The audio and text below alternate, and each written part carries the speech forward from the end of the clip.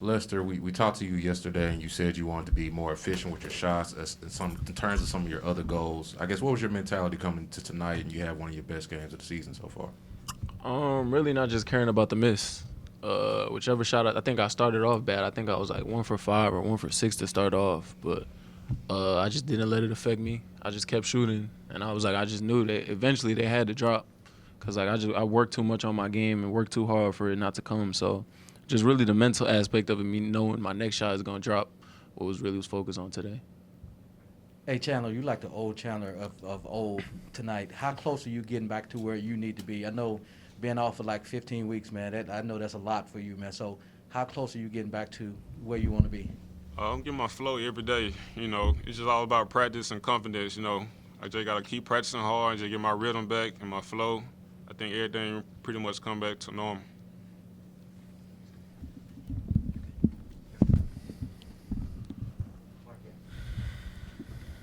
Lester, not that you obviously you don't want to have to go through the injury troubles you guys have gone through, but now that you have a week off, hopefully maybe you get some of these guys back. How much, do you think this stretch will maybe help you the last month and a half with you've gotten back on track. Josh has come into his own. Earl had a good game. How beneficial do you think this maybe could be, even though obviously you didn't want to go through it? Coach kind of discussed it in the locker room afterwards in the little talk that we had, saying that it could help us. It could only help us get stronger for real. With the guys who are sitting out, he just kind of wants the guys who are playing right now to really come together more as a unit and really try to get things clicking. So when the guys do get healthy and when they do come back, it can only help us instead of hurting us for real. So like with having Dre and Landers and Jalen on the sideline, those are 3 key players on his team. So them coming back is obviously going to come in, and we kind of just need them to come back and, like I said, help us. Because those guys, all 3 of those guys, I feel like defensively and offensively is huge to this team. So with them coming back, I think Coach said 6 out of our next 7 games are teams that are ahead of us right now in conference play. So this week that we have to prepare is huge right now. It's not a week for us to rest or recover. It's really a week for us to just lock in more and get ready for this game, this stretch of games that we have, because this could just determine our season really with these next 6 games coming up. You guys jump out to the big lead. They come back again. I know it probably would have been easy to kind of feel deja vu, but what kind of happened? What kind of clicked for you guys in kind of like that last 12 or so minutes of the second half? Coach Hardaway kind of came into the media timeout and got on us, just emphasizing that it's winning time now. Like, forget about everything else that happened throughout the game or was said before the game or during the game. These last 10 minutes or these last 12 minutes, we all just got to lock in on what we prepared for all week.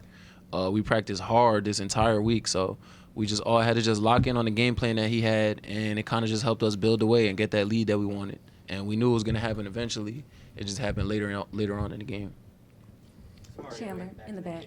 We asked Penny yesterday about just the excitement level to have you back on the court. I mean, he had a lot of great things to say about you. You're the smartest player on the court. I mean, he talked about how you just, stay on the game plan. I mean, how important is that, I guess, for you to hear your coach have so much confidence in you?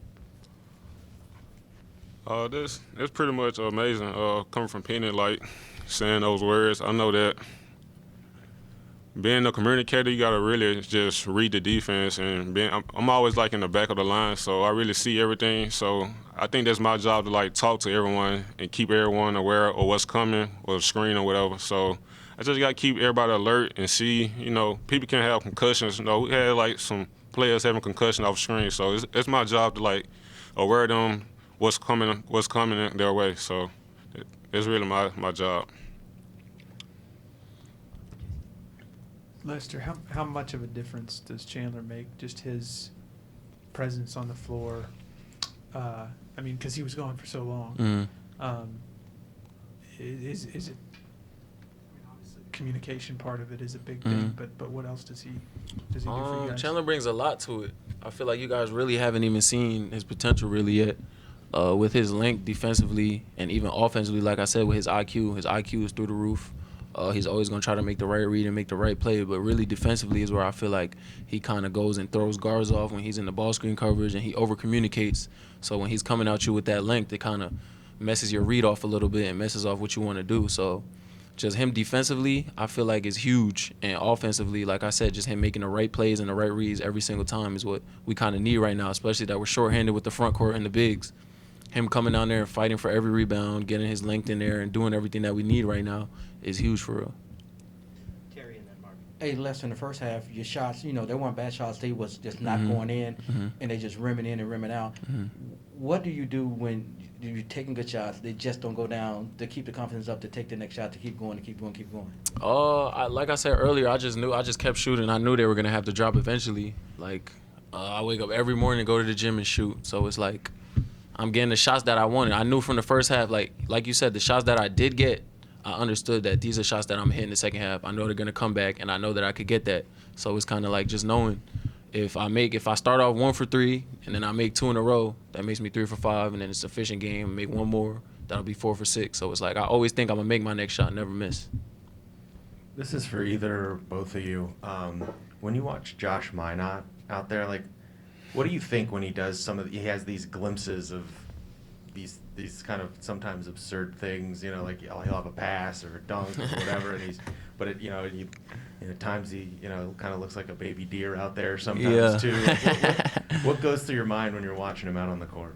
Sometimes I know it sounds weird because I really feed off of the young guys, really, because they really the energy on the team, because they really got to bring that energy off the bench or if you come in the game. So with Josh's energy, it really brings everyone up, and I think it brings everyone together. That's why we really make those runs, because of Josh plays, and I feel like what he does is really amazing too, because we don't really miss those plays because it really helps us out. Facts, man. 13 and 12 for any freshman in the country, that's huge. I mean, and he was 5 for 10 from the field. And I joke around with him a lot and call him Giannis sometimes, but Josh, the way he's been playing these last couple games and the stretch that he's been going on, it's been great. We knew it all along throughout the season, and he's kind of just breaking his shell, and I'm happy for him. I'm glad he's finally I tell him to be aggressive. Even with his shooting sometimes, I always tell him just keep shooting it every single time. I don't care if it goes in or not. Like, I have the confidence in him. And it's kind of like just really, I'm at the point just boosting his confidence right now because we do need him. Late in the season, late down the stretch, we're going to need Josh regardless.